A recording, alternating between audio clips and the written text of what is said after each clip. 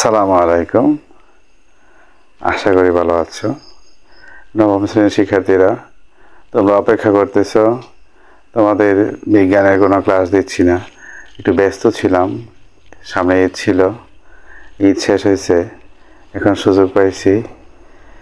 এই সুযোগে তোমাদের একটা গুরুত্বপূর্ণ ক্লাস নিচ্ছি, যেটা অত্যন্ত গুরুত্বপূর্ণ। তোমাদের এই অধ্যায়ের বল, চাপ ও শক্তি অধ্যায়ের আর্কিমিডিসের সূত্রের ব্যাখ্যা। আর্কিমিডিস সূত্রের ব্যাখ্যার মাধ্যমে আমরা প্লবতার মান বের করব। এটা একটা গুরুত্বপূর্ণ জিনিস, অনেক কঠিন একটা জিনিস, অনেক কঠিন। তা আমি চেষ্টা করব তোমাদেরকে বিষয়টাকে সহজ করে দেওয়ার জন্যে। তোমরা খুব গুরুত্ব সহকারে ক্লাসটা করতে হবে, অত্যন্ত গুরুত্ব সহকারে ক্লাসটা করতে হবে। তাই আমরা কথা না বাড়িয়ে শুরু করে দেই। প্রথমেই আর্কিমিডিসের সূত্র। স্থির তরল ও বায়বীয় পদার্থে কোনো বস্তুকে আংশিক বা সম্পূর্ণভাবে নিমজ্জিত করলে বস্তুটি কিছু ওজন হারায় বলে মনে হয়। এই হারানো ওজন বস্তু কর্তৃক অপসারিত তরল বা বায়বীয় পদার্থের ওজনের সমান। স্যার, কিছুই তো বুঝছি না, শুধু ব্যাঙের মতো পড়ে গেলাম নাকি? কিছুই তো বুঝলাম না। হ্যাঁ, বুঝি নাই, বুঝাই দেব। তোমরা পুকুরে সাঁতার কাটছো, গোসল করো, তাই না? অথবা নদীতে করে থাকো, করার তো কথাই, অনেকেই সাঁতার জানো। আমরা কেন সাঁতার কাটতে পারি তোমরা কি জানো? এই সাঁতার কাটার রহস্যটাই হলো আর্কিমিডিসের সূত্র। সাঁতার কাটা।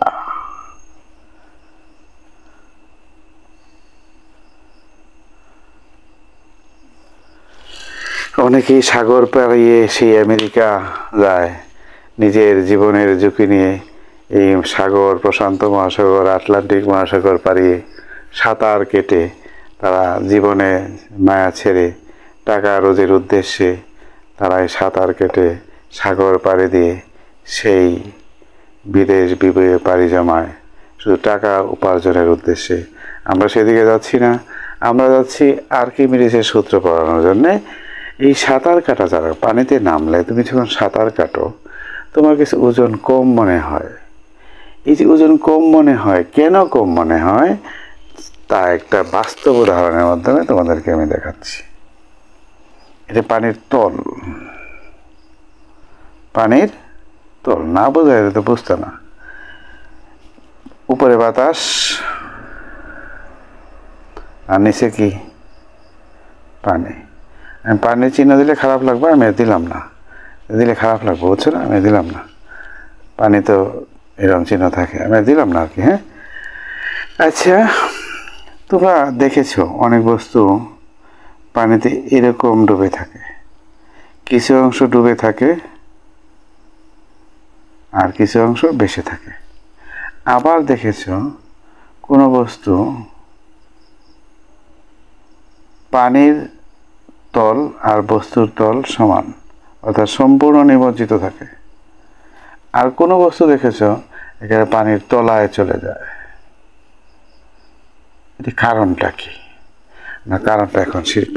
কোনো বস্তু ভাসে, কোনো বস্তু পানির তলে সমান থাকে, কোনো বস্তু একেবারে ডুবে যায়। তিনটা বস্তুর আয়তন যদি আমি সমান ধরে নেই, কিন্তু ঘনত্ব সমান না। তিনটা বস্তুর ঘনত্ব, এটা এ, এটা বি, এটা বি, সবটির আয়তন সমান ধরে নেই। আয়তন বি দ্বারা লেখে, মনে থাকবো? আয়তন কি দ্বারা লেখে? বি দ্বারা লেখে। এখন দেখো এই বস্তুটা কেন ভাসলো, এই বস্তুটা কেন একেবারে ডুবে গেল। যেমন তোমার একটা পাথরের টুকরা তুমি যদি পানিতে ছেড়ে দেও, আচ্ছা বলো তো এটা ভাসবে না ডুববে? এটা সহজ উত্তর, তুমি অবশ্যই বলবা স্যার এটা তো ডুবেই যাবে। এটা কাঠের টুকরা, পাতলা শুকনো একটা কাঠের টুকরা, তুমি যদি ছাড়ো কিছু অংশ দেখবা ভাসে থাকবো, কিছু অংশ দেখবা ডুবে থাকবো। আবার এই কাঠটাই যখন ভিজবে, পানি শোষণ করবে অভিস্রবণ প্রক্রিয়ায়, তখন আবার পানির তল আর কাঠের তল সমান হয়ে যাবে, তাই না? ভিন্ন ভিন্ন বস্তু। দেখো এই বস্তুটা কেন অতটুকু ভাসে রইল আর কেন অতটুকু ডুবে রইল? এই বস্তুর একটা আয়তন আছে, বস্তুর আয়তন, এই বস্তুটার একটা আয়তন আছে বি, আর পানির আয়তনটুকু সমান না বেশ কম হবে? কম হবে, তাই না? এই জন্য একটা বি1 ধরে নিলাম। সম্পূর্ণ বস্তুর আয়তন হইল বি, আর পানিতে যেটুকু ডুবে আছে তার আয়তন হইল বি1। দেখো এই সম্পূর্ণ বস্তুর ওজনও কিন্তু আছে, ওজন তো বুঝোই,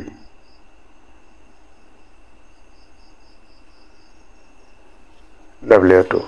এই সম্পূর্ণ বস্তুর বাতাসে যদি পরিমাপ করি তাহলে ওজন হবে W1, অর্থাৎ M1G। খুব আস্তে আস্তে শোনো, তাড়াহুড়ো করে শোনার দরকার নেই। এটা হলো M2G। এখন তো স্যার কইবা স্যার জি M2G কই পাইলাম, লিখে দিই ওজন সমান mg, ওজন সমান কি mg। দেখো এখন বস্তুর ওজন কম আর পানির ওজন বেশি। বস্তুর ওজন ধরো 20 আর পানির ওজন হইল 25 নিউটন। তাহলে বস্তুর ওজন কম, এই সমায়তন পানির ওজন বেশি। ওই যে সমায়তন, বস্তু কর্তৃক অপসারিত তরল বা বায়বীয় পদার্থের ওজনের সমান। এখন দেখো বস্তুর ওজন থেকে পানির ওজন বেশি হওয়ার কারণে এই বস্তুটা বেশি থাকে। তাহলে বুঝলাম বস্তুর ওজন থেকে পানির ওজন বেশি হওয়ার কারণে বেশি থাকে। এখানে হবে বস্তুর ওজন পানির ওজন যদি সমান হয় তাইলে পানির সমান তলে বেশি থাকবে, আর এখানে বস্তুর ওজন বেশি আর সমায়তন পানির ওজন কম। এই চিহ্নটা তো অর্থ বুঝো তোমরা, লেস দেন আর গ্রেটার দেন বুঝো। যেমন 2 আর 5 বড় কোনটা? এটা 5 আর 2 বড় কোনটা? 5 না? এই বড় ছোট তোমাকে বুঝতে হবে। তাহলে দেখো জিনিসটা ভালো করে বুঝো, এটা অনেক কঠিন জিনিস, একদিনে বললে হবে না, আর একদিন ক্লাস নিতে হবে। বস্তুর ওজন, এই সম্পূর্ণ বস্তু পানির বাতাসে যদি আমি ওজন করি তাইলে হবে 20 নিউটন। আবার এই যে এতটুকু পানির ওজন হবে বেশি, যার জন্য এই বস্তুটা বেশি আছে। আবার এই সারাটা বস্তুর ওজন বাতাসে ওজন করলে যত হবে, পানির এই সমায়তন, এই বস্তুটা যেখানে যাবে সেই বস্তুটার জায়গায় তো আর পানি থাকবে না। আমি একটা গ্লাসে যদি একটা গ্লাসে পানি রেখে যদি আঙ্গুল ডুবাই, তো আঙ্গুলের জায়গার পানি, আঙ্গুলের ভিতরে পানি যাইব না পানি সরে যাইব? পানি সরে যাবে। এই আঙ্গুলের আয়তন যা,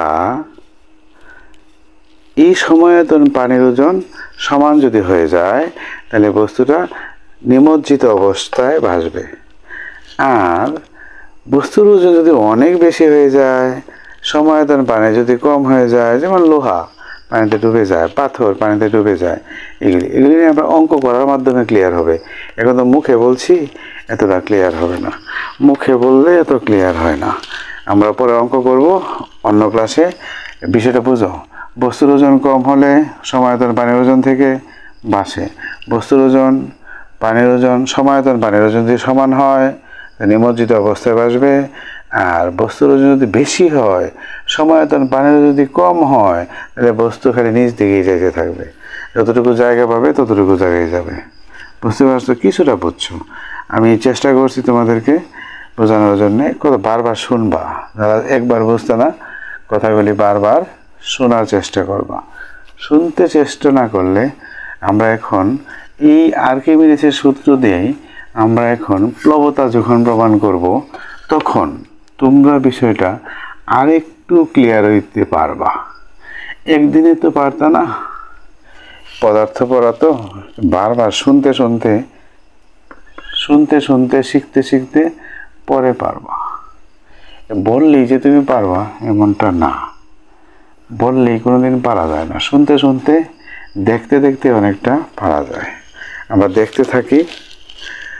তাহলে আর্কিমিডিসের সূত্রের সাহায্যে আমরা প্লবতার মান বাই করব, তাইলেই আমরা কিছুটা পারবো।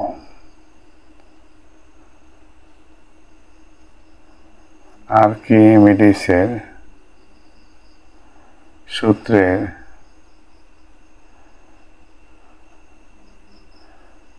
সাহায্যে প্লবতা রাশিমালা নির্ণয় করব। প্লবতা গাণিতিক রাশিমালা না, গাণিতিক রাশিমালা নির্ণয় করব। এই কথাটা আমরা পড়বো। আর্কিমিডিসের সূত্রের সাহায্যে প্লবতা এর গাণিতিক রাশিমালা নির্ণয় করব। এই একটা কাচের বিকার, কাচের কি বিকার, বিকারে এই পর্যন্ত পানি রাখছি। আমরা তলটা এইভাবে দিলে খারাপ লাগবে। আমরা তল তো আসলে এরকম না, গোলাকার তল কিন্তু এইভাবে বোঝানো হয়, এইভাবে বোঝানো হয়। আমি এইভাবে দিছি না আর কি। যাই হোক, এভাবে দিলাম। এখন পানি এই পর্যন্ত আছে। পানির পৃষ্ঠ থেকে সিলিন্ডারের উপরে পৃষ্ঠের উচ্চতা ধরে নিলাম গভীরতা H1, বোঝা যেত না।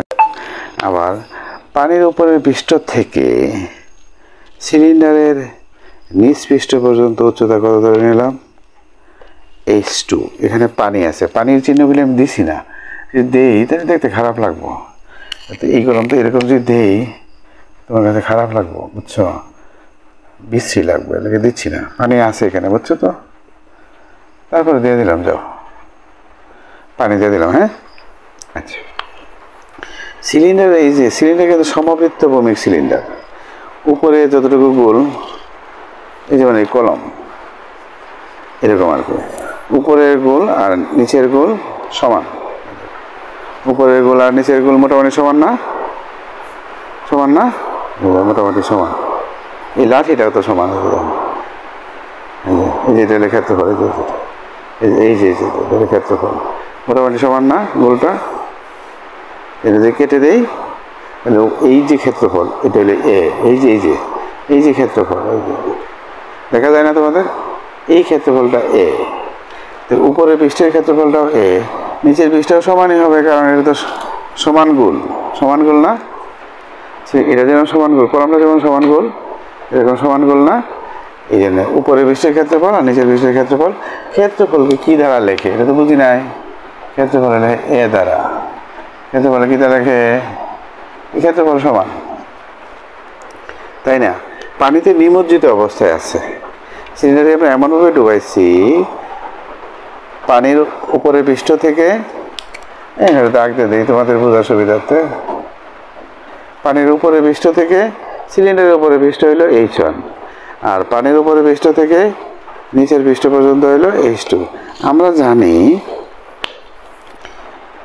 গভীরতা যত বাড়ে চাপের মান তত বাড়ে, এটা একটা পয়েন্ট আউট।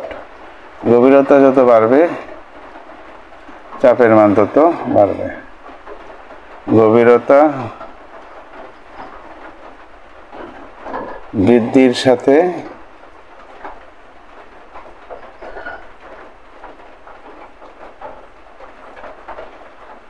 চাপের মান বাড়ে। আমরা কিন্তু চাপের পাঠ পড়াইছি তোমাদের বিজ্ঞানে, ওই পাঠটা দেখে নিও। চাপ বলতে কি মনে আছে তোমাদের? P সমান F/A। চাপ সমান কি? আরেকটা জিনিস আছে, F সমান কি mg, W সমান mg, আবার F সমান, মানে দুইটা সমান। উপর নিচে হইলে, উপর নিচে যদি হয় তাহলে F, উপর নিচে হইলে F, বুঝতে পারছো? উপর নিচে যদি হয় তাহলে হবে mg। বল বা ওজন একই কথা, বল বা ওজন একই কথা, মনে রাখবা। ওজনের একক নিউটন, বলের একক নিউটন। বুঝতে পারছো? এটুকু আমরা জানি আজকে। এখন পানির ঘনত্ব কিন্তু জানি না। পানির ঘনত্ব কি দ্বারা লেখে? রো দ্বারা লেখে। পানির ঘনত্ব তোমাদের পড়ানো হয়েছে না? এত কেজি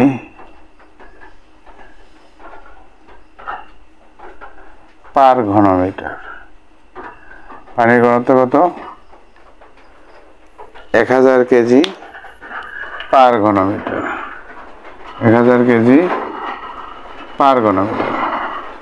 1000 কেজি পার ঘনমিটার। পানির ঘনত্ব 1000 কেজি পার ঘনমিটার। আমরা অঙ্ক করার সময় আরো শিখাবো। এখন দেখো,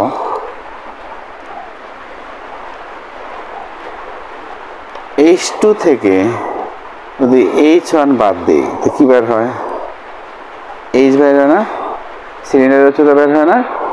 এটা কার উচ্চতা? সিলিন্ডারের উচ্চতা। কি কার উচ্চতা? সিলিন্ডারের উচ্চতা। কার উচ্চতা? সিলিন্ডারের উচ্চতা। এটা হলো সিলিন্ডার। এটা আমরা বেলুনও বলি, বেলুন আকৃতিও বলি, তাই না? কথা বেশি হয়ে যাচ্ছে, তোমরা বুঝবা কিনা জানি না, তারপরেও চেষ্টা করি আমি।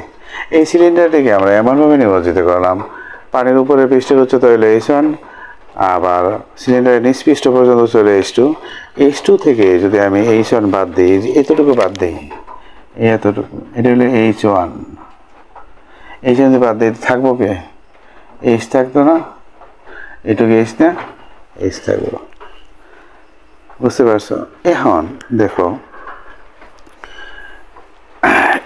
এই পানির এইটার উপরে যে পানিটুকু আছে, এই পানিটুকু এইখানে নিচ দিকে চাপ প্রয়োগ করবে। সিলিন্ডারের উপরের পৃষ্ঠে পানির নিম্নমুখী চাপ। দেখো, আমরা জানি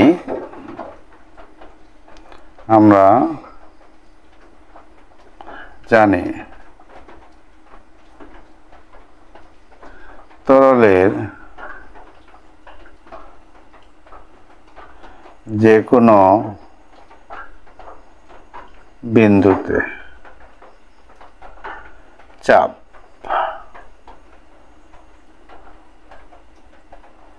P সমান H রো জি, এটা আমাকে জানা থাকতে হবে। তরলের যে কোনো বিন্দুতে চাপ P সমান H রো জি। বুঝতে পারছো? এখন দেখো, এই তরলের উপরের পৃষ্ঠ থেকে সিলিন্ডারের উপরের পৃষ্ঠে, আমরা সোজা লিখি, তোমাদের বই লেখা আছে, সিলিন্ডারের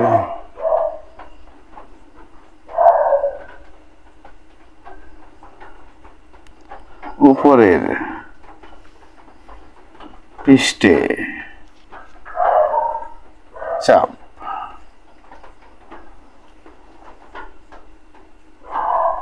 কত হবে? P1 হবে, তাই না? F1 by A। তাইলে দেখো F1 সমান কত হয়? P1 A হবে না? তাহলে আমরা এখানে কি করতে পারি দেখো তো, P এর যদি আমি 1 দেই তাহলে এখানে 1 হবে না? গভীরতা বাড়লে তো 1 হবে। তাহলে P1 এর মান কত? H1 রো জি। H এটা আগে লিখে লাই, এ H1 রো জি। এর সমীকরণ 1। বুঝতে পারছো আমাকে? এটা আবার বোঝাই দিই। তাহলে যে কোনো বিন্দুতে H1 গভীরতায় চাপ হবে P1, H1 রো জি। আমরা উপরের পৃষ্ঠে চাপ কি হবে? P1 সমান F1 বাই A। এটা আমরা জানি যে চাপ সমান F বাই A। আর তরলের কোনো বিন্দুতে চাপ সমান H রো জি। এগুলো তোমার বাতাসে আর কি, বাতাসে তরলে চাপ সমান F বাই A। আর এটা তরলের ভিতরে, সেটা হতে পারে পানি, হতে পারে কেরোসিন, হতে পারে সমুদ্রের পানি। বুঝতে পারছো? সিলিন্ডারের উপরের পৃষ্ঠে চাপ হবে P1 সমান F1/A, তাই না? তাহলে F1 সমান কি হবে? P1A। তাইলে হবে নিম্নমুখী বল। আমরা নিম্নমুখী বল বলতে পারি না? নিম্নমুখী বল, F তো বল, নিম্নমুখী বল। এখন আমি যদি নিচের পৃষ্ঠে যাই, ঠিক তেমনি ভাবে লিখতে পারবো না? নিচের পৃষ্ঠে গিয়ে লিখতে পারবো না? তো সিলিন্ডারের নিচের পৃষ্ঠে, সিলিন্ডারের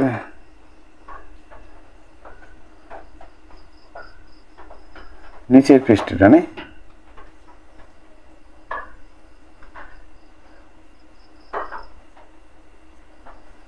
উপরের দিকে হবে। এটা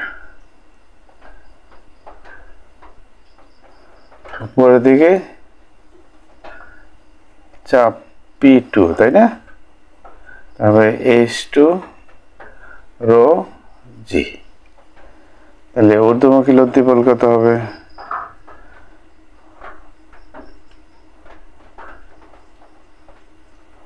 ঊর্ধ্বমুখী বল F2 সমান কত হবে? F2 সমান কত হবে? P2A, তাই না?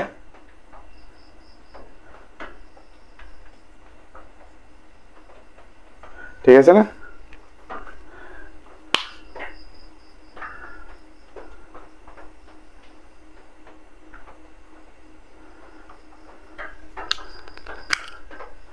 আচ্ছা, এইভাবে লেখা সুন্দর হবে, তোমরা বুঝতে পারবা। তাহলে হবে আমার F2, এইভাবে লেখা সুন্দর হবে। সহজ করে আসছি, বেশি তো পারতাম না।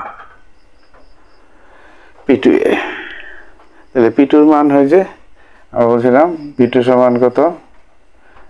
H2ρg। আগের মতোই আমরা কি লিখতে পারি তাইলে? আগে লিখে লাই H2ρg। এটা সমীকরণ 2। 1 নং আর 2 নং। এটা হলো নিম্নমুখী লব্ধি বল, আর এটা হলো ঊর্ধ্বমুখী লব্ধি বল। এখন দেখো, এই F2 বড় না F1 বড়? আমরা জানি তো, আগে বলছিলাম, কি বলছিলাম জানি, যে গভীরতা বৃদ্ধির সাথে চাপের মান বাড়ে। গভীরতা বৃদ্ধির সাথে চাপের মান বাড়ে। এখানে দেখো গভীরতা বেশি, আর এখানে দেখো গভীরতা কম। উপরের পৃষ্ঠে গভীরতা কম আর নিচের পৃষ্ঠে গভীরতা বেশি। তাহলে দেখো F1 বড় হবে না F2 বড় হবে? তাহলে গভীরতা বেশি না, তাহলে বল বেশি হবে, তাই না? তাহলে আমরা এখন লিখতে পারি না, প্রদত্ত বলটা কি হবে? এটা মুছে ফেলি, তাই না? লিখতে সুবিধা হবে। চিত্র আমাদের বইয়ে আছে, লিখবা, তাই না? মুছে ফেলি। তাইলে মোট বলটা কি হবে? যেহেতু